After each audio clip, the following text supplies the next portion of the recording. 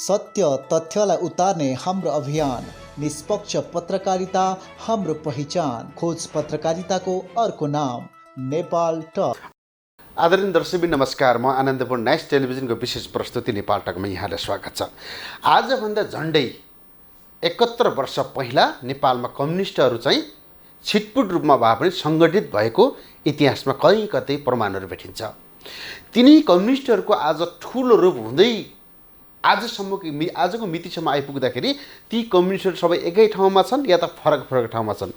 सबैले नेपालमा कम्युनिस्ट विचारधारा नै बोकेर अगाडि बढ्दै गरेका नेपालका कम्युनिस्टहरूको पछिल्लो गतिविधि र पछिल्लो अवस्था सँगसँगै कम्युनिस्ट स्थापना दिवसको अवसरमा कम्युनिस्टहरूले नेपालमा आफ्नो जन्मोत्सव अर्थात् आफ्नो जन्मदिन मनाइराखेका छन् या त गुमनाम छन् या त सत्तामा बसेर सत्ताको भत्ता खानमा मात्रै तल्लीन छन्। त सत्तामा बसेको कम्युनिस्टहरू या त सत्ता बाहिर रहेका कम्युनिस्टहरू सबैको नेपालको कम्युनिस्ट इतिहासलाई हेर्ने हो भने आजभन्दा 71 वर्ष पहिला चाहिँ नेपालमा कम्युनिस्ट स्थापना भएको भन्ने हामीले बुझ्दै आएका छौँ।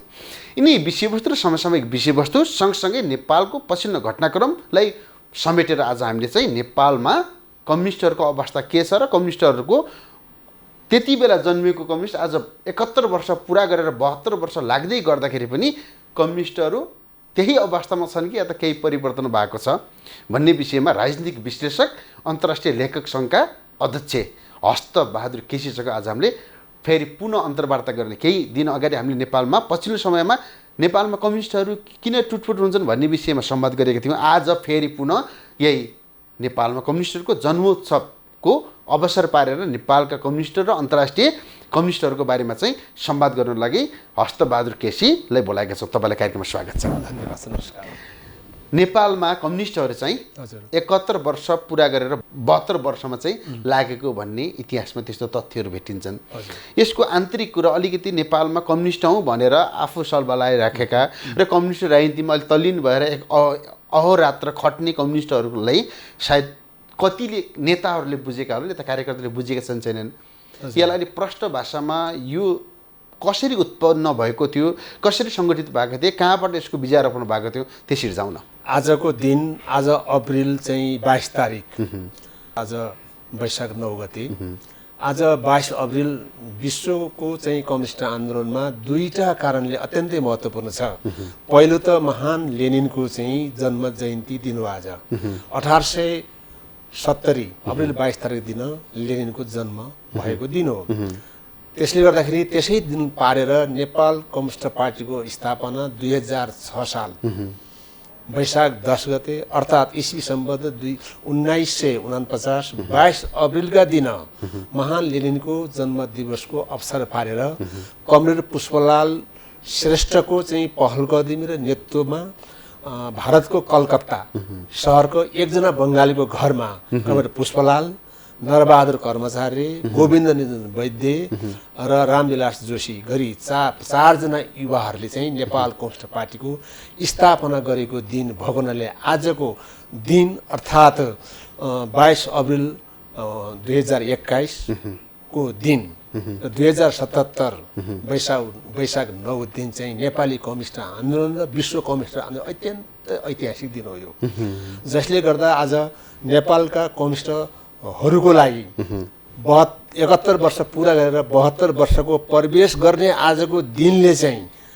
हैन आज लाखौँ लाख चाहिँ नेपालीहरूलाई कम्युनिस्टहरूलाई त्यो दिनको स्मरण गर्ने, हैन समीक्षा गर्ने, आफ्ना कमी कमजोरी कहाँ के भए, नेपालको पुष्पलालले सुरु गरेको नेपालको महान नयाँ नेपाली जनवादी क्रान्तिको कार्यक्रमको चाहिँ योजना सफल असफल कहाँसम्म पुग्यो त्यसको समीक्षा गर्ने।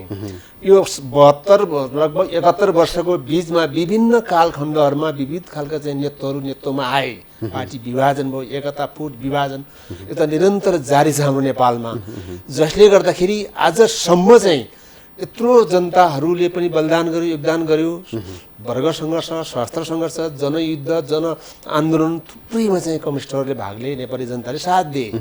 तर पनि चाहिँ 2006 साल वैशाख 10 गते अर्थात् अप्रिल 22 तारिक 1949 मा निर्माण गरियो कम्युनिस्ट पार्टी। त्यसको पर्सिबाट लगत्तै 2010 सालको वैशाख 12 गते नेपाल कम्युनिस्ट पार्टीको पहिला पर्चा प्रकाशित भएको छ। त्यसले नयाँ जनवादी क्रान्तिको कार्यक्रमलाई चाहिँ त्यसले चाहिँ सार्वजनिक गरेको छ। देश अहिले पनि अर्धसामरिक र अर्ध औपनिवेश अवस्थामा छ। देशमा गर्ने क्रान्ति भनेको कृषि क्रान्ति हो, अर्थात् देशमा गर्ने क्रान्ति भनेको नयाँ जनवादी क्रान्ति हो, अर्थात् नयाँ पुँजीवादी क्रान्ति हो। कि जसरी चीनमा माओले एउटा अर्धसामरिक र अर्धऔपनिवेश भएको मुलुकमा जुन मुलुकमा समाजवादी क्रान्ति गर्न त पुँजीवादी क्रान्ति भएको हुनुपर्छ भन्ने विश्लेषण चाहिँ समाजशास्त्र मार्क्स एङ्गल्सले गर्नुभयो कम्युनिस्ट घोषणापत्र मार्फत 1848 मै।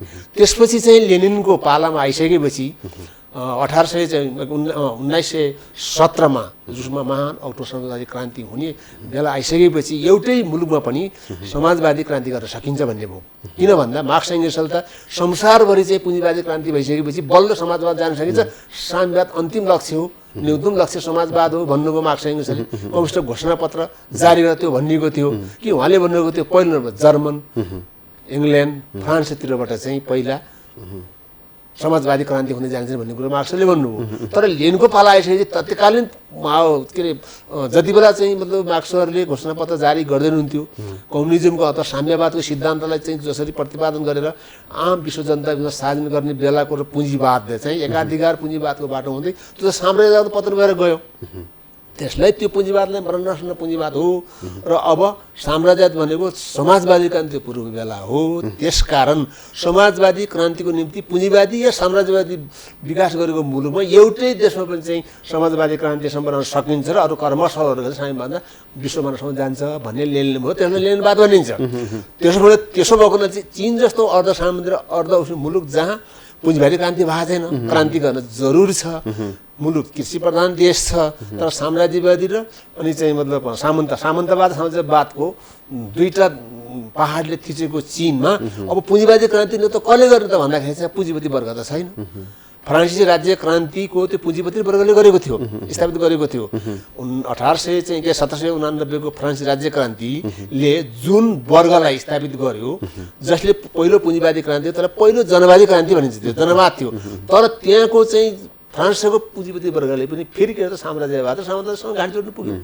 त्यसपछि अब अर्धसामरिक र अर्धौपनिवेश गर्ने क्रान्तिको चाहिँ नेतृत्व पुँजीपति वर्ग हुँदैन, त्यो उसँग सँगसँगै भइसकेको छ। त्यसो भएको कारणले चाहिँ अब त्यहाँ किसान मजदुर किसानको एकतामा आधारमा कम्युनिस्ट पार्टीको नेतृत्व, त्यसपछि सशस्त्र वर्ग सङ्घर्ष, मूल रूपमा चाहिँ गाउँबाट सहर कब्जा गर्ने, गुल्लावार छापामार युद्ध हुँदै अन्तिम लालसा निर्माण गरेर अनि चाहिँ पार्टी जनसेना संयुक्त मोर्चा जसलाई क्रान्तिको 3 जादुमय हतियार र यस मार्फत सत्ता कब्जा गर्न सकिन्छ, जनताको जनवादी अधिनायकको त समाजमा जान सकिन्छ। त्यसपछि साम्यवादमा संसारमै सबै कम्युनिस्ट जनता जाने भने जो माओले अगाडि सार्नुभयो नि त्यसलाई माओ विचारधारा भनियो। त्यही चाहिँबाट प्रभावित हुँदा उता रुसी क्रान्तिको प्रभाव, यता चिनिया क्रान्ति पनि सम्पन्न हुँदै थियो। त्यही स्थितिको पेरिफेरीमा यता राणा शासनको पनि एकदम दमन चरम थियो। 1997 मा 4 जना शहीदहरूलाई शहीद बनाइसकेको थियो। गङ्गालालदेखि लिएर उहाँका दाइ हुनुहुन्छ गङ्गालाल त पुष्पलालको होइन, दर्शनचन्द्र, तिनीहरूको भइसकेपछि चाहिँ नेपालमा चरम दमन मात्रै होइन एउटा सङ्घर्ष उत्कर्ष जाँदै थियो। त्यति बेलै 2003 सालमा त 2005-3 सालमा नेपाली राष्ट्रिय काङ्ग्रेस स्थापना भारतमै भएको थियो, त्यो बुर्जुवा पार्टी हो त्यो। त्यसपछि 2005 मा चाहिँ नेपाली त्यसलाई मिला नेपाली काङ्ग्रेस बिपीको नेतृत्वमा गराइयो। अनि यहाँ त्यही पेरिफेरीमा नेपालका चाहिँ क्रान्ति युवाहरू चाहिँ रुसबाट रुसी अब समाजवादी जो रुसी क्रान्ति भयो नि, रुसी क्रान्तिको प्रभाव र यता चिनिया क्रान्तिको चाहिँ प्रभावबाट प्रभावित भएका 4 जना युवाहरू पुष्पलाल, नरबहादुर कर्मचारी, निरञ्जन वैद्य र रामविलास जोशी, 3-4 जना नेताहरू युवाहरू बसेर चाहिँ भारतमा कम्युनिस्ट निर्माण गर्नुभयो र उहाँहरूले नयाँ जनवादी क्रान्तिको कार्यक्रमलाई चाहिँ नेपालमा भनौँ सार्वजनिक गरिदिनु भयो। मैले तपाईँलाई फेरि त्यही जोड्न चाहेँ, जस्तो तत्कालीन अवस्थामा त्योभन्दा धेरै पछि अन्तरालमा पनि 52 सालमा जनयुद्ध सुरु गर्दाखेरि पनि त अप्ठ्यारा त त्यति थिए। तर त्यति बेला तपाईँले भन्नुभयो 2006 सालमा चाहिँ नेपालमा कम्युनिस्टहरूको विचारोपण गर्दै गर्दाखेरिका अप्ठ्याराहरू, बाध्यताहरू, व्यवस्थाहरू त थिए होला नि होइन। तत्कालीन समयमा सत्तासीन व्यक्तिहरूले त अघि तपाईँले भन्नुभएको 4 जना शहीद पहिले भइसकेका डरमर्दो अवस्थामा चाहिँ पुष्पलालले त्यो खालको जोखिम मोले, तपाईँको भनाइलाई आधार मान्यो भने नि त त्यो जोखिम मोले पश्चात चाहिँ नेपालमा के बुझिन्छ भन्दा नेपालको राजनीति चाहिँ भारतबाट प्रभावित छ भन्ने चाहिँ भनेपछि 2006 सालमा नै एक हिसाबले त बुझ्यो नि होइन। जस्तो नेपालमा कङ्ग्रेसले पनि भारतमा गएर सङ्गठन निर्माण गरेर नेपाल आउने, तत्कालीन समयमा पुष्पलालले पनि भारतमा गएर सङ्गठन निर्माण गरेर नेपाल आउने भन्ने खालको देखियो नि। भनेपछि त्यति बेला नै नेपालमा कम्युनिस्टहरू यता कङ्ग्रेसहरू जो के भयो नेपालको राजनीतिमा चाहिँ प्रत्यक्ष परोक्ष ढङ्गले चाहिँ भारतको संलग्न थियो भन्ने हो। भारतले चाहिँ संरक्षण गरेकै देखिन्छ। त्यति बेला राणा शासनको अन्तिमतिर त राजा त्रिभुवन पनि दरबार छोडेर चाहिँ भारतको शरण गएको थियो, भारतले शरण पनि दिएको थियो। त्यसपछि राणा शासनको विरुद्धमा नेपाली काङ्ग्रेसकै नेतृत्व चाहिँ कम्युनिस्टहरूको एकताबाट आम जनता कुचिल गर्दा 2007 साल तपाईँको फाल्गुन 7 गते त अब राणा शासनको अन्त्य गरेर बहुदलीय व्यवस्थाको स्थापना त भयो नि। र त्यो त्यति बेला चाहिँ मतलब दिल्लीको त त्रिपक्षीय दिल्लीसँग त भनिन्छ नि, त्यसको आधारमा नेपाली काङ्ग्रेस अनि चाहिँ राणाहरू र राजा तिनीहरू शक्तिको बिचमा समझदारी भएर त्यो 2007 सालमा राणाको अन्त्य भएर चाहिँ तपाईँको बहुदलीय व्यवस्था स्थापना भएको अथवा जनगान्धी सम्पन्न भएको हो नि त। र त्यति बेला चाहिँ नेपालमा राणा शासनको चरम दमनका कारणले गर्दाखेरि लेख्नेहरूको चाहिँ मतलब औँला काटिन्थ्यो, बोल्नेको जिब्रो काटिन्थ्यो। सुब्बा किशनलालले चाहिँ एउटा होइन मकैको खेती भन्ने एउटा पुस्तक लेख्नुभयो, उहाँलाई जेलमै सडाइयो। उहाँको 1000 थान निस्केको चाहिँ एउटा मात्रै बेटा अरू 999 कपी ल्याएर जलाइदियो राणाले। त यसो भइसक्यो नेपालमा त राजनीतिक हिसाबले कुनै पनि ठाउँ थिएन। त्यसो त काङ्ग्रेसका सभापति शेरबहादुर देउवाको पनि त जिब्रोमा करेन्ट लगाइदियो पछिको कुरा हो। किन त भारतमा चाहिँ नेपालका चाहिँ काङ्ग्रेस र कम्युनिस्टहरूलाई भारतले संरक्षण दिएको, त्यहाँ वातावरण खुला थियो, त्यहाँ प्रजातान्त्रिक हिसाबले पनि ठाउँ थियो, प्रभाव थियो। त्यति बेला नेपालका क्रान्तिकारी यो बुर्जुवाहरू भने अथवा नेपाली काङ्ग्रेस जो जमिनदार वर्गकै पार्टी हो नि त, अथवा भारतबाट चाहिँ ऊ बढी संरक्षित र निर्देशित पनि छ भन्ने लाग्थ्यो उति बेला। त्यसपछि नेपालका कम्युनिस्टहरूको चाहिँ मतलब यहाँ नेपालमा त त्यस्तो कम्युनिस्टहरू बोलबाला पनि थिएन। ती युवाहरूले चाहिँ जो अध्ययन गर्दै थिए अन्तर्राष्ट्रिय कम्युनिस्ट आन्दोलनको, रुसी कम्युनिस्ट आन्दोलन, विशेष गरी चिनिया कम्युनिस्ट आन्दोलनको क्रान्तिकै एउटा उत्कर्षमा गएको चिनको बेला, त्यसले गर्दाखेरि चाहिँ भारतमा अब पनि छिटपुट कम्युनिस्ट पार्टी त्यता बनिसकेका थिए। वेस्ट बङ्गाल अथवा बङ्गाल त्यतातिर चाहिँ कम्युनिस्टहरूको वर्चस्व बढिरहेको थियो भारतमा। त्यसले गर्दा त्यो प्रभावबाट चाहिँ त्यहाँदेखि चाहिँ त्यति बेला पनि भारतले सहयोग गरे, प्रत्यक्ष प्रभाव पारेको दमन गरे। अब यसो भन्नु त त्यसो हो भने त 2007 सालमा आउँदाखेरि काङ्ग्रेस चाहिँ पार्टीको रूपमा स्थापित भइदियो हजुर होइन। तर 5 साल र 6 सालमा दुईवटा चाहिँ 1 वर्षको अन्तरालमा निर्माण भएका सङ्गठित भएका पार्टीहरू चाहिँ नेपालमा भनेपछि कम्युनिस्टहरूलाई चाहिँ तत्कालीन समयमा त्यति सहज थिएन। यस अर्थमा काङ्ग्रेस चाहिँ तुरुन्तै राइज भएर कम्युनिस्टहरू चाहिँ राइज हुन सकेनन् भन्ने हो त होइन। त्यति भइसक्यो 2000 तपाईँको 2007 साल परिवर्तन भयो नि, त्यो त्रिपक्षीय दिल्ली समुदाय राष्ट्रवादी समुदाय थियो, जसले गर्दाखेरि चाहिँ त्यसले कम्युनिस्टहरूलाई त उसले गर्ने कुरा भएन। नेपाली काङ्ग्रेस स्वयं बिपी पनि घोर कम्युनिस्ट विरोधी हो। त्यसपछि तपाईँको त्यति बेला उति बेला त चाहिँ केआई सिंहहरू हिन्दुत्व पन्तहरू स्वीकार्यो नि त दिल्ली समुदायलाई, उनले विद्रोह नै गरे। जस्तो ठाकै फौज बनाए। त्रिपक्षीय सम्झौतामा के थियो तपाईँलाई त्यसबारे थोरै? मुख्य त चाहिँ मतलब भारतद्वारा मात्रै नेपालको शासन प्रशासन चलाइने। नेपालको चाहिँ मन्त्रीमण्डलमा चाहिँ भारतीय प्रतिनिधि एकजना सचिव स्तरको नेपाली मन्त्रीमण्डलमा चाहिँ बस्ने, यहाँको मन्त्रीमण्डलले गरेका निर्णय सोझै भारतमा गएर गर्ने, यहाँको सुरक्षा तपाईँको व्यापार होइन हरेक खालको जुन चाहिँ प्रशासन अर्थतन्त्र पारवाहन हरेक कुराको चाहिँ चाँचो बाँचो गर्ने भारत चाल्ने भनेर त्यसले चाहिँ त्यसको सबैले विरोध गरे, कम्युनिस्टहरूले विरोध गरे। र काङ्ग्रेसको एउटा नेतृत्व बाहेक अरू जो उता सत्तामा चाहिँ मतलब जानको निम्ति राणा काङ्ग्रेस र राजाको संयुक्त प्रयास भयो। र त्यति बेला राजाले पनि चाहिँ 2006 साल 7 सालमा के भन्यो भन्दा वैधानिक चाहिँ बनाउनको निम्ति संविधान सभा मार्फत जनतालाई सत्ता हस्तान्तरण गर्छ भन्ने कार्य स्वीकारेको हो। तर 2008 सालमा त त्यही चाहिँ तपाईँको केआई सिंहले जसरी चाहिँ विद्रोह गरेका थिए दिल्ली सम्झौताको, त्यसलाई सहयोग गर्यो भने नाममा मातृका प्रसाद कोइराला प्रधानमन्त्री भएकै बेला काङ्ग्रेसले चाहिँ नेपालमा 2008 सालको चाहिँ वैशाख माघ 10 गते प्रतिबन्ध लगाए, 13 सालसम्म कायम रह्यो भने त्यहाँदेखि चाहिँ के भन्यो भने भारतका विरुद्धमा नेपालका कम्युनिस्टहरूले पनि आवाज बुलन्दै गर्दै आए। 2008 सालमा चाहिँ चिनिया काजी भारतीय विस्तारवाद भारतीय दिल्ली सम्झौता विरोध गर्ने एउटा विद्यार्थी नेता होइन, अब उनलाई चाहिँ 2008 सालमै चिनिया काजीलाई त्यति बेला तत्कालीन सत्ताले चाहिँ हत्या नै गरिन्, गुल्यानी मार्यो नि होइन। त्यसो भएको हुनाले त्यहाँदेखि यता भारत चाहिँ नेपाली कम्युनिस्टहरूको नेपाली जनताको भारतले चाहिँ के त आफ्नो विस्तारवादी नीति होइन हस्तक्षेपका नीति उसको निर्देशनमा चल्ने यहाँका शासकहरू बनाए कि विशेषाधिकार भारतको त्यो अहिलेसम्म पनि छ। हेर्नुहोस् यतिसम्म कि मातृभाषा कोइरालाको प्रधानमन्त्री कालमा 2008 सालतिर त भारतीय एकजना चाहिँ सचिव नारायण नामका चाहिँ सचिव आएर बस्ने मन्त्रीमण्डलको बैठकमा उनी सबै रिभर भारतलाई बुझाउने यहाँको सुरक्षाको मामलामा एउटा चाहिँ सैनिक टुकडी जावलखेलमा राखेको भारतको सैनिक टुकडी हेर्नुहोस् समेत थियो यहाँ भन्ने छ इतिहासमा।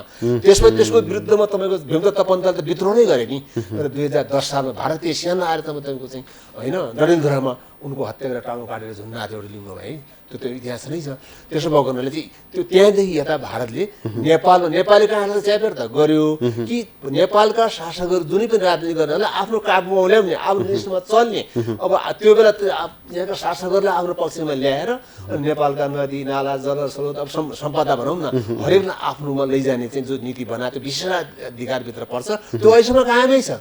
त्यो आसम्म कायम भारत त्यो नीति त्योभन्दा पूर्व अझ चाहिँ जति बेला भनेपछि यसो रहेछ भारतको इन्ट्रेस्टमा चाहिँ नेपालमा दलहरू गठन भए तापनि कम्युनिस्टहरूलाई भन्दा उसले काङ्ग्रेसलाई चाहिँ सत्ता र सरकारमा ल्याएर भारतले युज गरेको भन्नु खोज्नु भएको हो। वर्गीय हिसाबले पनि प्रयोग गरे भारतले पनि चाहिँ प्रयोग गरे यिनी पनि चाहिँ हाम्रो आफ्नो नेता अथवा शक्ति भारत भन्नाले आधार मान्यो भने त्यो चाहिँ त्रिपक्षीय सम्झौतामा चाहिँ अघि तपाईँले भनेका विषयवस्तु चाहिँ त्यति बेलादेखि नै चाहिँ नेपाल भारतको एउटा अधीनमा रहँदै आएको कुरा चाहिँ सम्भव हो भने आज म थोरै प्रश्न पार्छु। राणा प्रधानमन्त्री जङ्गबहादुर राणा पहिलो प्रधानमन्त्री जो भए राणा शासनका उनी चाहिँ बेलायतको संरक्षण योजना बनेका थिए 1903 को विग्रह 1903 को चाहिँ मतलब कोत पर्व हत्याकाण्ड त्यो त चाहिँ बेलायतको योजना संरचना भएको थियो। सत्तामा आइसकेपछि उनी सधैँ चाहिँ बेलायत परस्त हुँदै आइसकेपछि राणा कुनै पनि राणा शासकहरू बेलायत परस्त थिए। भारतमा चाहिँ बेलायतले करिब 300 वर्षसम्म शासन गरिरहेका थियो। त्यसपछि 1947 मा त भारतबाट उता भाग्यो होइन। तर त्यति बेला चाहिँ के गर्नु भने भइसकेपछि पनि भारतको स्वतन्त्र भारतले चाहिँ नेपाललाई पुरानो ढङ्गले प्रयोग गर्न थाल्यो। त्यो गोर्खापत्री केन्द्र पनि खोल्यो 1947 सालमा हेर्नुहोस्।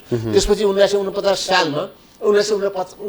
सालमा चाहिँ मोहन शमशेर प्रधानमन्त्री भइरहेकै बेलामा तपाईँको के भन्नु छ भने चाहिँ असमानता त अपमान 1950 को सन्धि गरियो। त्यो जो सन्धि अहिलेसम्म नेपालमा किन भन्दा भारतसँग नजिक भएर नेपालमा आफ्नो राणा शासन टिकाउन त्यो गरेका थिए। त्यसपछि ठ्याक्कै फेरि 1950 को जो सन्धि भन्ने छ नि त्यो को बिचमा भएको थियो? नेपालको सरकारको चाहिँ राणा सरकार र चाहिँ भारतीय सरकारको बिचमा भएको छ। त्यो सबैभन्दा खतरनाक नेपाली जनता र राष्ट्रको निम्ति अहितका सधैँभरि चाहिँ भारतको गुलामी गर्नुपर्ने बाध्यता 1950 सन्धि हो भन्ने छ। सबै चाहिँ भारतद्वारा चल्नुपर्ने परमाणुदेखि व्यापार बिजनेस सत्ता सञ्चार सबै उसको त्यो भएकाले अहिलेसम्म त्यसले के परम्परा चाहिँ भारतको चाहिँ नजरमा गिर्ने बित्तिकै सत्ताबाट गिरिन्छ पुगिन्न। सत्तामा पुग्नको निम्ति टिक्नको निम्ति टिकिरहनको निम्ति भारतीय शासकहरूको दलाली चागटी गर्नुपर्ने स्थिति जो त्यो सुरु गरेको जङ्गबहादुरले हो। जङ्गबहादुरको पारा राणा शासन 104 वर्षपछि गयो। 2007 सालदेखि अहिलेसम्मका कङ्ग्रेस र कम्युनिस्ट र पञ्च जो हुन् पञ्च पनि भारतीय परस्त थिए। यहाँ छैन भने छैन त्यो गलत हो। तपाईँको 2017 सालमा त राजाले सत्ता हातमा पञ्चायत आफ्नो काबु हातमा लिइसकेपछि 2019 साल अथवा 1962 मा चाहिँ काला पानीमा भारतीय सेना राख्न चाहिँ अनुमति दिन राजा महेन्द्र प्रधानमन्त्री किन विष्ट हुन् कहीँ विरोध गरेका छन्? हामीले राखेको होइन अथवा राखेको हो भने त स्पष्ट गर्न दिँदैन उनीहरू। तर उति बेला हुन त चीनसँग चाहिँ मतलब चिनिया युद्धसँग पछि भारत पराजित भयो। भइसकेपछि चाहिँ उसका कति 18वटा सैनिक पोस्टहरू रहेछ नेपालको पश्चिम सिमानामा। अरू 17वटा लिएछ। एउटामा राख्न पाऊँ मेरो सेना अझै व्यवस्थापन गर्नुहुन्छ भनेर अनुमति माग्यो भारतले। तपाईँको राजा महेन्द्रसँग प्रधानमन्त्री विष्टले अब के गर्दै त्यो अहिलेसम्म कायम छ। यहाँ अहिलेको दरबारी जो हाम्रो राष्ट्रवादी भन्छ नि काहीँ भनेर सुन्नुहुन्छ कालापानीमा चाहिँ उनीहरू कुनै उठाउँदैन। त्यसो भएर चाहिँ राजा पनि सत्ता टिकाउनलाई के गरेका थियो भने भारत बस्दा थिए। 1965 को चाहिँ पारमाणु शान्ति के अरे त्यो शान्ति सम्बन्धी एउटा सम्झौता भएको छ हतियार सम्बन्धी हेर्नुहोस् पुरै भारत बाहेक अन्त अरू हतियार ल्याउन नपाइने ल्याएमा कारवाही गर्ने भन्ने छैन। त्यसो भएको हुनाले अब राजा पञ्च काङ्ग्रेस कम्युनिस्टहरू जो चाहिँ मतलब 7 सालदेखि अहिलेसम्म पनि भारत परस्त छन्। तत्कालीन समयमा चाहिँ तत्कालीन समयमा देखा परेका कम्युनिस्टहरू पनि भारत परस्त नै थिए भन्ने होइन। भारत परस्त थिएनन्। भारत परस्त नभएकै कारणले उनीहरू चाहिँ प्रतिबन्धित हुनु पर्यो। देखा पर्नु मतलब पार्ट दलको रूपमा चाहिँ देखा पर्न समय लाग्यो। 2008 सालमा चाहिँ मतलब प्रतिबन्ध हुनु पर्यो। 2008 सालमा आफ्नो एउटा विद्यार्थी नेताको हत्या पनि भयो। त्यहाँदेखि भारतीयले विस्तारवाद भारतको हस्तको विरुद्धमा चाहिँ 2008 सालदेखि सुरु गरेको आन्दोलन अहिले चरममा पुगेको छ। तपाईँको चाहिँ हेर्नुहोस् न महाकालीको चाहिँ लिम्पिया धुरा लिपु लेख र कालापानीको समस्या त्यो चुच्चे नक्सा जुन नाममा छ नि त्यो नक्सा हुँदैमा केही भइरहेको छैन होइन। त्यत्रो आज चाहिँ 60,000 हेक्टर भूमि भारतले हडपेको छ। नदी नालाहरू सबै बेचिसके भारतको। कोही शासकहरू बोल्छन् उल्टे गरेर त्यो भारतमा जाँदै कङ्ग्रेस पञ्च या कम्युनिस्टहरू गएर चाहिँ त्यहाँ केही न केही सम्झौता गरेर नेपाल फर्कन्छन्। उनीहरूले यस्तो जब राजनैतिक स्थिति कमजोर भएको बेलामा त्यहाँका शासकहरूले उपयोग गरेर आफ्नो उमा लिन्छ। अहिले त्यही भइरहेछ। केपीजीको गोयल आएर 3-3 घन्टा सरकारी निर्वाचन वार्ता गरेर त तपाईँहरूले पुरै बाहिर ल्याइदिनु भयो नि त। के हो त यो भन्दाखेरि प्रधानमन्त्री राणा चाहिँ मतलब जङ्गबहादुर सुरु गरेको भारत नतमस्तक हुने चाहिँ लम्पसार सत्तामा जाने टिकाउने चाहिँ ऊ चाहिँ जो खालको मनोवृत्ति हो नि त्यो भारत नभए केही हुन्न, भारत नभए टिके सत्ता गएन भन्ने ऊ चाहिँ कम्युनिस्ट र काङ्ग्रेस जोसँग अहिलेसम्म कायम छ। तर पुष्पलालले पार्टी निर्माण गर्दा त्यहाँ बस्दाखेरि त्यस्तो थिएन। जबसम्म पुष्पलाल भारतमा बस्दाखेरि चाहिँ उसले त्यस्तो चाहिँ मतलब गरेको होइन। अनि अत्याचार गरेको चाहिँ दमनै गरेको होइन। पुष्पलाल भूमिगत पञ्चायतपछि त भूमिगत हुनुभयो, भूमिगत कालमा चाहिँ उहाँको देहान्त पनि भयो होइन। तर भारतले त्यस्तो खालको दुःख दिन चाहिँ गरे। आदरणीय यति बेला हामीले देशका समसामयिक विषयवस्तु आजका होइन धेरै पुराना जो चाहिँ इतिहासमा खोजेर भएका सायद नेपालमा लिपिबद्ध गरिएका शब्दहरू पनि सायद इतिहासमा मेटिँदै गइरहेका छन्। तर उहाँहरू जस्ता अग्रज व्यक्तित्व जो चाहिँ इतिहासका साँची हुनुहुन्छ उहाँहरूले बुझेका जानेका र विषयवस्तुले अहिले होइन अबको 10 वर्ष 20 वर्ष होइन 20औं वर्षपछि गएर एउटा प्रभाव पार्न सक्छ। नेपालमा रहेका हरेक दलभित्र भारतले चाहिँ परोक्ष या प्रत्यक्ष ढङ्गले चाहिँ प्रभाव जमाउँदै आएको छ भन्ने विषयवस्तु र 2006 सालमा निर्माण भएको कम्युनिस्ट पार्टी आजसम्म आइपुग्दाखेरि पुष्पलाल चाहिँ आफू भूमिगत हुँदै कम्युनिस्ट हुँदैखेरि उहाँले आफ्नो जीवन देहावसान गर्दाखेरि पनि अहिलेका कम्युनिस्टहरू प्रधानमन्त्री केपी शर्मा ओलीसम्म आइपुग्दाखेरि किन भारतसँग झुकाव राख्दछन् त? यिनी विषयवस्तुमा आज हामीले चर्चा गरिरहेका छौँ। अहिलेलाई यो छोटो व्यापारिक विश्राम। नेपाल टक। यो छोटो व्यापारिक विश्रामपछि यहाँलाई पुनः स्वागत गर्न चाहन्छु। नेपालमा रहेका कम्युनिस्टहरू अहिले जुन अवस्थामा छन् त्यो विषयवस्तुलाई चाहिँ कम्युनिस्टहरूको जन्मदिनको अवसर पारेर चाहिँ हामीले चाहिँ आज बहस गरिरहेका छौँ। अब तपाईँलाई मैले फेरि विषयवस्तुमा केन्द्रित गर्न चाहेँ। नेपालमा चाहिँ खास गरी विशेष गरी पछिल्लो समयमा 52 सालदेखि 62 सालसम्म हेर्ने हो भने मालेमावाद मानियो, अलिक पहिला मार्क्सवाद लेनिनवाद मात्रै मानियो। दक्षिणपन्थी र संशोधनवादमा र संसदीय व्यवस्थामा चाहिँ नेपालमा कम्युनिस्टहरू त पछिल्लो समयमा यहाँ आजको मितिसम्म हेर्ने भने त उहाँहरू त दलमा फस्दै गएको देखिएन होइन र? यसलाई कसरी लिनुभएको छ? जुन कम्युनिस्ट पार्टीले संसदीय व्यवस्थालाई आफ्नो राजनीतिक कार्यक्रम र कार्यक्रम बनाउँछ तिनीहरू कम्युनिस्ट पार्टी नै होइन।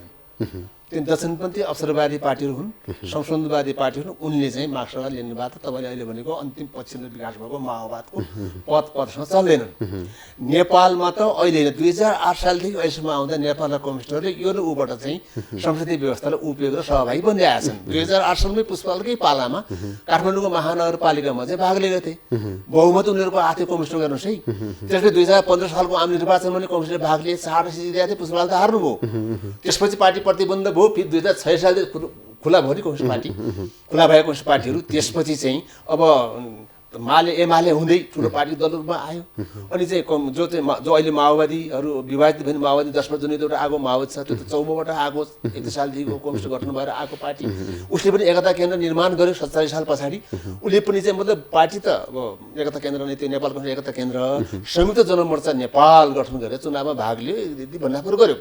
र त्यसले गर्दा के देखिन्छ भन्नुहुन्छ भने कम्युनिस्टहरूले 2047 सालको परिवर्तनपछि जसरी चाहिँ 48 सालको आम निर्वाचनमा तत्कालीन नेकपा एमाले चाहिँ ठुलो दलको रूपमा उपस्थित भयो संसदमा नेपाली काङ्ग्रेस पछाडि। त्यसपछि 49 सालमा एमालेका तत्कालीन चाहिँ महासचिव मदन कुमार भण्डारीले उसको 5औं महासचिवमा चाहिँ जनताको बहुदलीय जनवाद भन्ने चाहिँ कार्यक्रम प्रस्तुत गरे। त्यो बहुमतले पारित भयो। जनताको बहुजनवाद भनेको बहुलवादमा आधारित अथवा बहुदलीय व्यवस्था स्वीकार्ने कार्यक्रम हो। किन भन्दा मार्क्सवाद लेनिनवाद र मार्क्सवाद र लेनिनवादको चाहिँ मतलब विशेष अनुसार तपाईँ के भन्दाखेरि चाहिँ पहिला न्यूनतम कार्यक्रम नयाँ जनवाद, जनताको जनवादी अधिनायकत्व हुँदै कम्युनिस्ट पार्टीको नेतृत्वमा सरकार किसान मजदुरहरूलाई एकतामा लिएर चाहिँ अब हुँदै गइसकेपछि पुँजीको विकास गर्दै त्यो त समाज त बढिकै नै हुन्छ। त्यो समाजवाद चाहिँ बाटो तय गर्ने कुरा, त्यो साम्य जाने कुरा कम्युनिस्ट पार्टीको लक्ष्य थियो। तर के भइदियो भन्नुहुन्छ भने जनवादमा चाहिँ त्यो बहुलवाद हुन्न बहुदलीय व्यवस्था हुन्न अथवा चाहिँ त्यो चाहिँ बहुमतको सरकार अलमत प्रतिस्पर्धा कानुनी राज्य मानवाधिकार कुराहरू छन्। यो बुर्जुवाहरूले त्यो संसदीय कुरा गर्ने हो त त्यो संसदीय व्यवस्था त पुँजीपति वर्गको व्यवस्था पहिला त थिएन नि। त्यसो भएको हुनाले अब नयाँ जनवादी व्यवस्था समाजवादी व्यवस्था त बहुदलीय व्यवस्था त होइन, संसदीय व्यवस्था हुँदैन त्यहाँ। तर त कम्युनिस्ट पार्टीको एकाधिकार कायम हुन्छ जसलाई सरकारको अधिनायकत्व भनिन्छ। तर मदन भण्डारले चाहिँ के ल्यायो भने नयाँ जनवाद बहुदलीय सक्छ भनेर बहुलवाद विषय ल्याए। त्यहाँदेखि उनीहरूले संसदीय व्यवस्था स्वीकारे। संसदीय व्यवस्था स्वीकारिसकेपछि अब मदन भण्डारी बिचमा त हत्या भयो उहाँको। त्यसपछिको चाहिँ मतलब नेतृत्वले के गर्दा भन्दा 51 सालको तपाईँको निर्वाचन जो भयो नि मध्यवर्ती निर्वाचनदेखि अब तत्कालीन एमाले त ठुलो पार्टी नहुने सरकार पनि चलायो। त्यसपछि यो त चाहिँ नेकपा एमाले चाहिँ आफूलाई पूर्ण रूपमा आफ्नो कार्य संसदीय कार्यसा बनाएर त्यसैबाट अब जनवाद समाजवाद सबै आउँछ भन्ने कुरा चाहिँ मतलब गलत प्रचारण थाल्यो। त्यसो भएको हुनाले त्यसपछि चाहिँ यता त्यही संसदीय बहुदलीय व्यवस्था जो राजतन्त्रवादमा पनि थियो, राजतन्त्र सहितको संसदीय जुन बहुदलीय व्यवस्थाका विरुद्धमा होइन यो बहुदलीय व्यवस्थालाई ध्वंस गरौँ, जनताको जनवादी व्यवस्था निर्माण गरौँ भने 2052 साल फागुन 1 गते चाहिँ मूल नाराका साथ युद्ध चाहिँ मतलब नजितेसम्म हतियार नबिसाउने 7वटा बुँदामा प्रतिबद्ध जारी चाहिँ क्रान्ति सम्पन्न हुन्छ र हतियार नबिसाउने प्रतिबद्ध 17 जना पुष्पलाल के अरे चाहिँ पुष्पकमल दाहाल प्रचण्डको नेतृत्वको चाहिँ तत्कालीन नेकपा माओवादी गरेर गएको नि त। ध्वंस गरेर 10 वर्ष ध्वंस महान जनयुद्ध पनि चलायो। त्यसले चाहिँ मतलब बहुदलीय व्यवस्थालाई त निकै अप्ठ्यारो पनि पारे स्थिति त हो नि त। अन्तिममा समझदारी भएर शान्ति प्रक्रियामा आइसकेपछि बिस्तारै संविधान सभा हुँदै संविधान सभा त पार्टीको चाहिँ योजनामा थियो, पार्टीको निर्णय अनुसार थियो।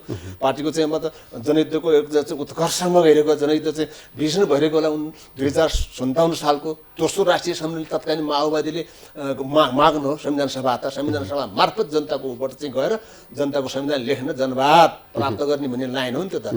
तर त्यो पनि चाहिँ मतलब भयो पनि संविधान सभाको निर्वाचन त भयो। तर त्यो त फेरि नेताहरूबाटै तत्कालीन माओवादीकै नेतृत्वबाट भएको सरकारकै पालामा पहिलो संविधान सभालाई विघटन गरेर चाहिँ अब अर्को तरिकाले जाँदाखेरि त प्रतिनिधि संविधान बन्न पुग्यो।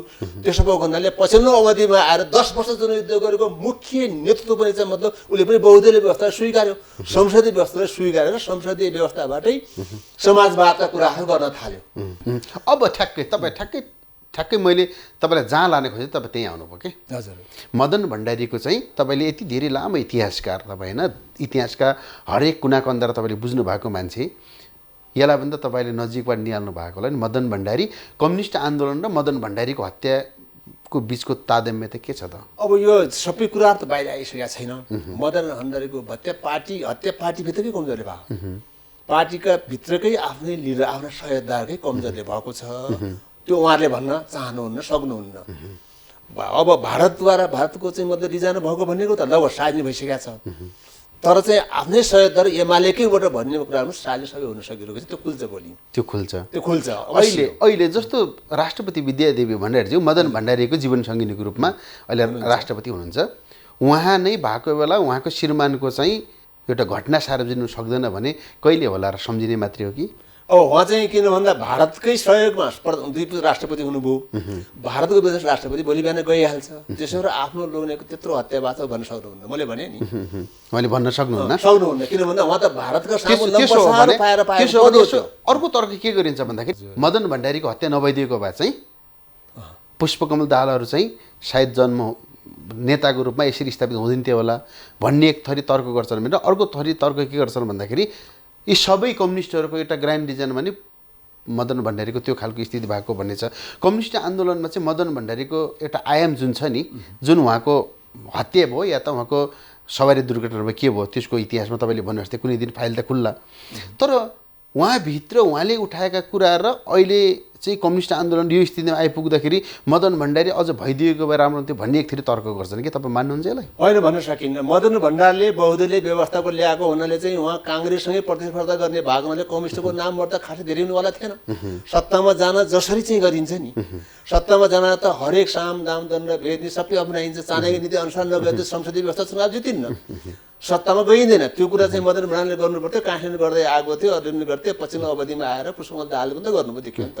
त्यसको कारण के भन्दा मदन भण्डारीको हत्या नभएको वा त मदन जीवित भएको भए पुष्पकमल दाहाल त्यो नेता हुनुहुन्थ्यो, त्यो कुरा पनि किनकि द्वन्द्ववादको नियम पऱ्यो भन्न सकिने यही भन्ने कुरा अनुमानको आधार भन्न मिल्दैन। तर के हो भन्नुहुन्छ भने जसरी पुष्पकमल दाहाल प्रचण्डको नेतृत्वमा 10 वर्ष जनयुद्धको लाइनबाट गएको थियो नि, त्यो लाइन नछोडेको भए 10औं मदन भण्डारी भए पनि त्यो त सबै मानिस हुन्थ्यो। विचारले हो कि ठिक हो नि त, व्यक्तिले त होइन नि। तर एउटा कुरा के भन्दा मदन भण्डारी स्वयं आफै चाहिँ बहुदलीय व्यवस्था गइसकेको हुनाले बहुदलीय व्यवस्थाको हिमायती पहिलो चाहिँ मतलब आधिकारिक अंशियार भन्छ त्यो नेपाली काङ्ग्रेस हो कि 2007 सालदेखि अहिलेसम्म चाहिँ भोलि पनि त्यही हो। यता बहुदलीय व्यवस्था कुरा पनि गर्ने, जनवादका कुरा पनि गर्ने, जनता बहुदलीय जनवाद पनि भन्ने, मार्क्सवाद लेनिनवादलाई तोडमोड गर्ने, मार्क्सवाद लेनिनवादलाई चाहिँ आफूलाई चाहिँ सैद्धान्तिक पत्र भन्ने त्यस्ता फटाल जालीहरू चाहिँ टिक्दैन थियो। मदन भण्डारी जाली सिक्ने हुने हेर्नुहोस्, उनले त्यत्तिकै ल्याएको होइन, त्यो साह्रै चाहिँ अन्तर्राष्ट्रिय राष्ट्रिय अध्ययन तपाईँको त्यो जनताको जनवाद भन्ने पुस्तिका चाहिँ पढ्नु भयो होला। त्यो खुब छ। रसियनको म चाहिँ लेनिनले के अरे स्टालिनले गरेका गल्तीबाट रुसमा प्रतिक्रान्ति भन्नुभएको छ, त्यहाँ पनि कमजोर त स्टालिनका छन्। तर उहाँले घुमाउरो पाराले नेपालमा सैद्धान्तिक राजनैतिक वैचारिक दार्शनिकहरूले चाहिँ संसदीय कम्युनिस्ट पार्टीभित्र संसदीय व्यवस्था घुसाउने, बौद्धलाई घुसाउने पहिलो नेता त चाहिँ मदन कुमार भण्डारी हो नि। हेर्नुहोस् एमालेहरू अर्थात् तत्कालीन समयमा रहेका कम्युनिस्टहरूले चाहिँ वैचारिक रूपमा विचलन भएपछि फेरि माओवादी उत्पन्न भयो, सशस्त्र सङ्घर्ष सुरु गर्यो।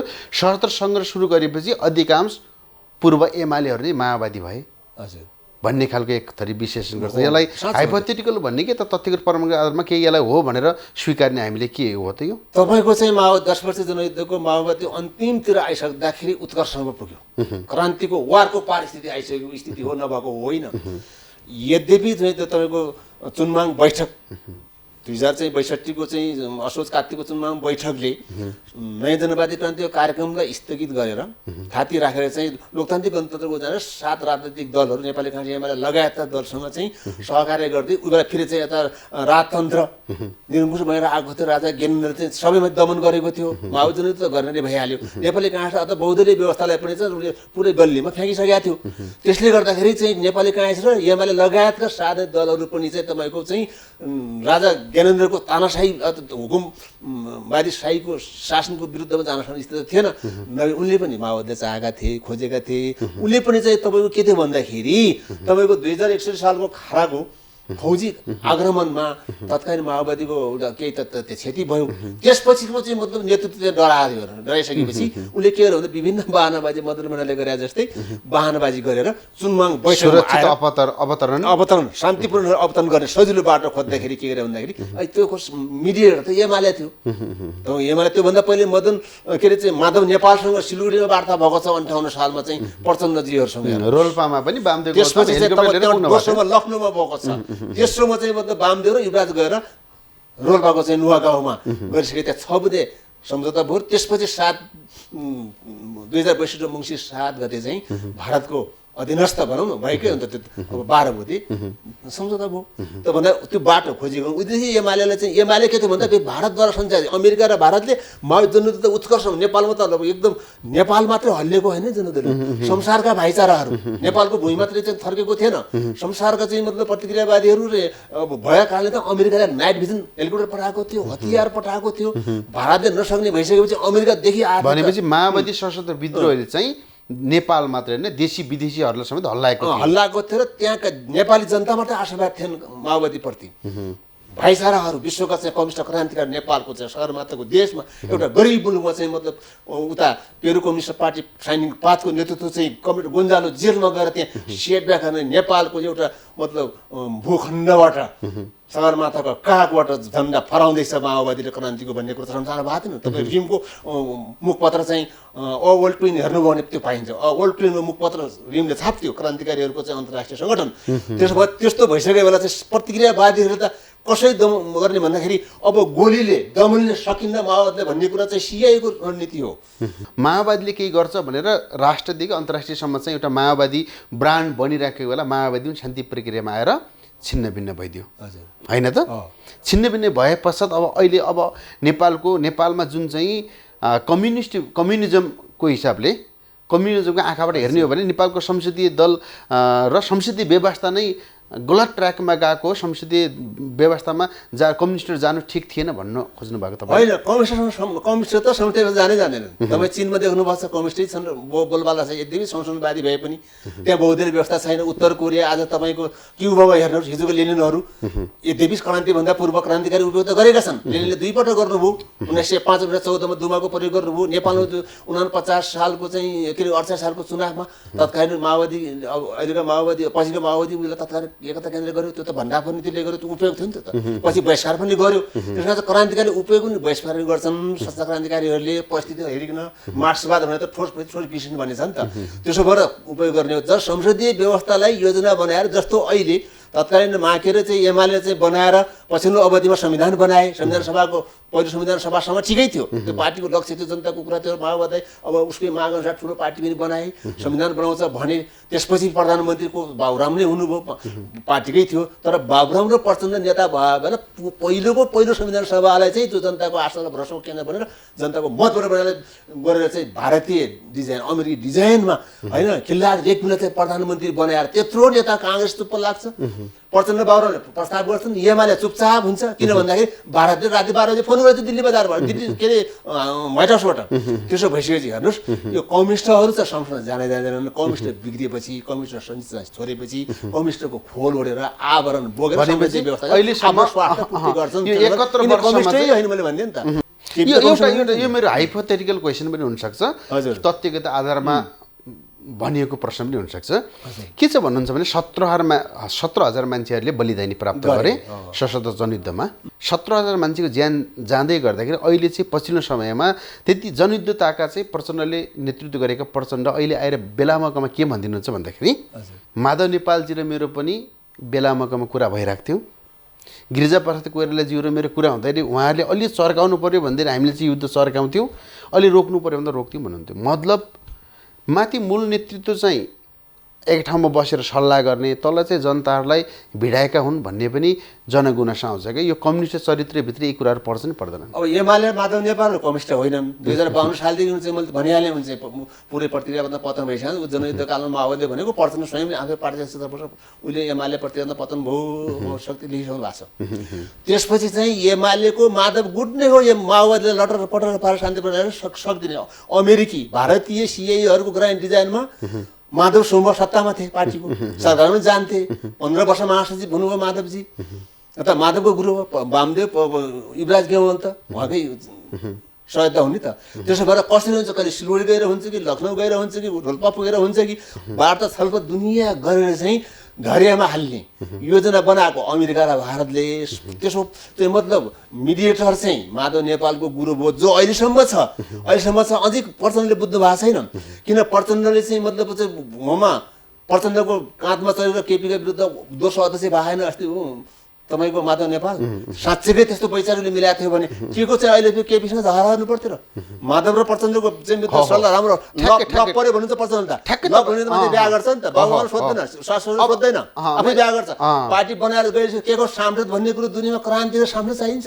जनयुद्धले सांसद लडिरहेको थियो रोल्पामा बन्दुक बोकेर, ती सांसद थियो प्रचण्डहरू। हिजो बाबुरामहरू हुनुहुन्थ्यो सांसद होइन। माधव नेपाल तिनीहरूलाई पनि सांसदको लोभ भात सत्ता खुवाउने, छोराछोरी आफ्नो सन्तान पालिने संसदीय व्यवस्था बनाएको छ। हेर्नुहोस्, कमाइ खाने भाँडो बनेको छ, भारतले फालिदिएको छ, कोभिड आएको जसले गर्दाखेरि यिनलाई कम्युनिस्ट भनेका छन्। त्यसले माधव नेपालले साँच्चीकै वैचारिक सैद्धान्तिक रूपले चाहिँ प्रचण्ड लागेको भएछ। अहिले केपी जस्ता चाहिँ निरीहसँग, त्यो अराजनैतिक मान्छेसँग त्यस्ता उटपट्याङ खालको राजनीति गर्ने, यस्तालाई राजनेता मान्ने चाहिँ मतलब अझै नेता मानेर नमस्कार भन्दै हिँड्नुपर्छ त पर्छ माधवहरू।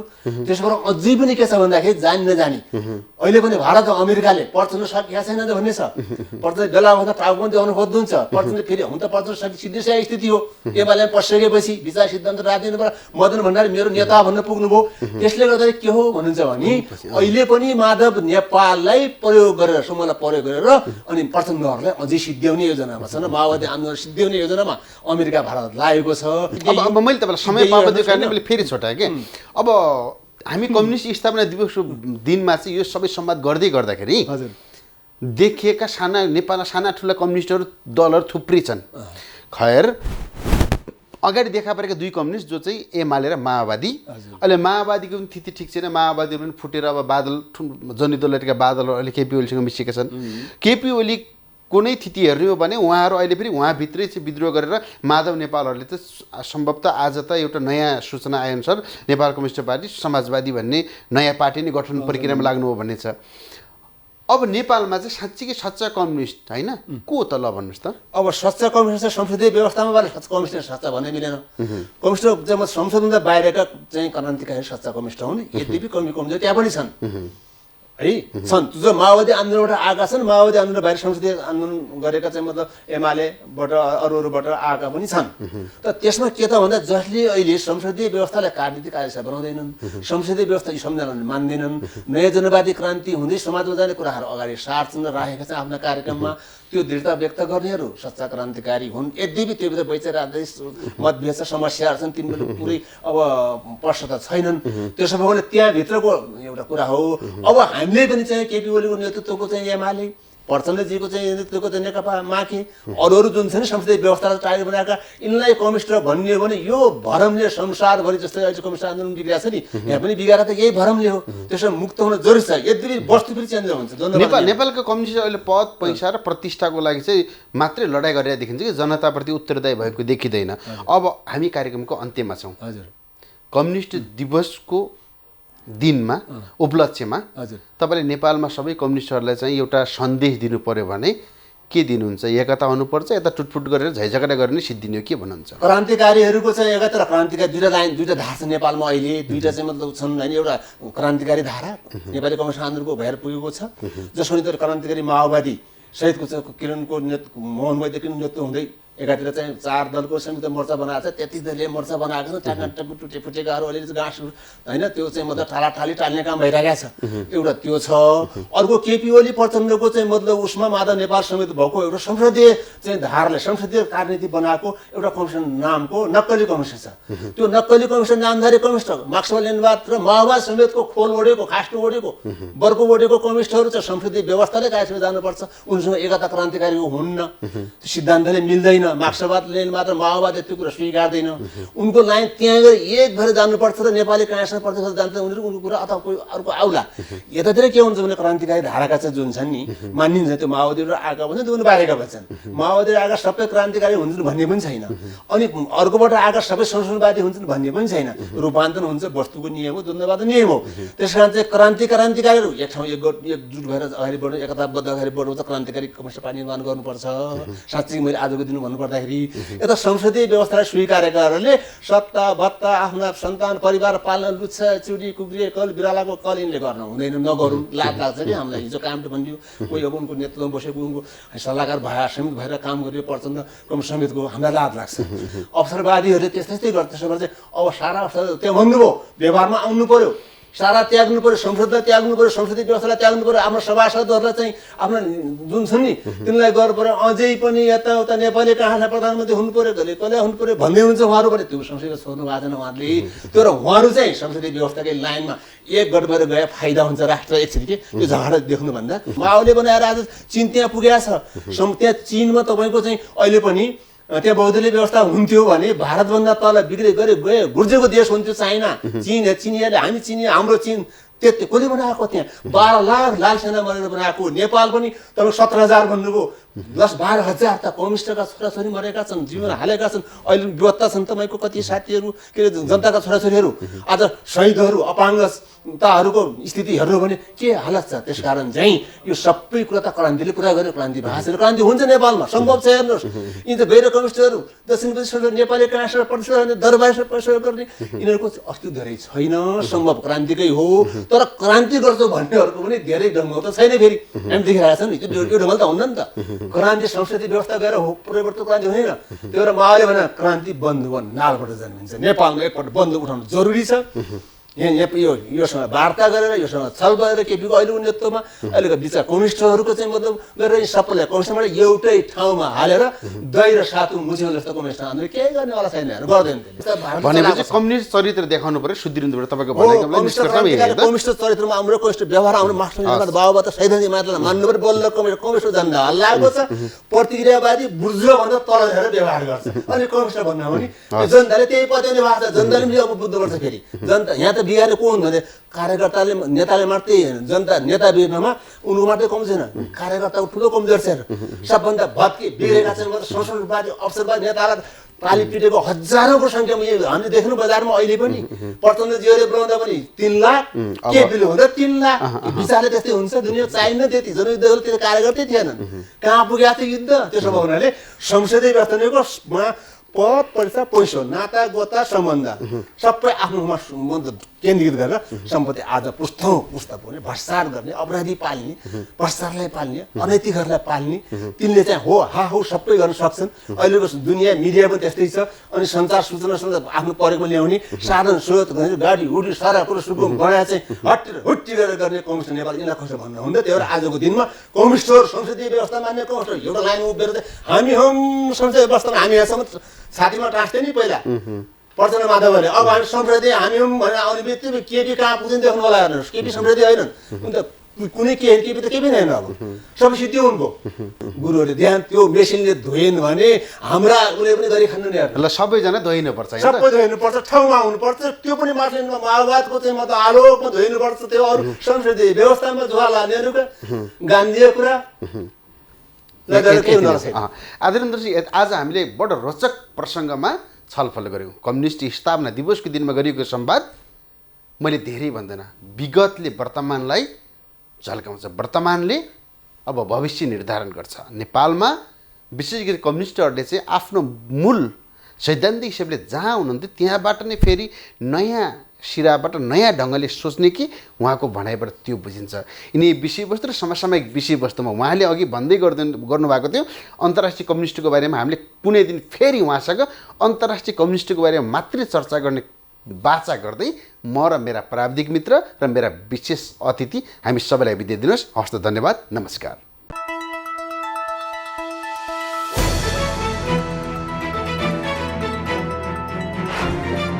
सत्य तथ्यलाई उतार्ने हाम्रो अभियान निष्पक्ष पत्रकारिता हाम्रो पहिचान खोज पत्रकारिताको अर्को नाम नेपाल टक।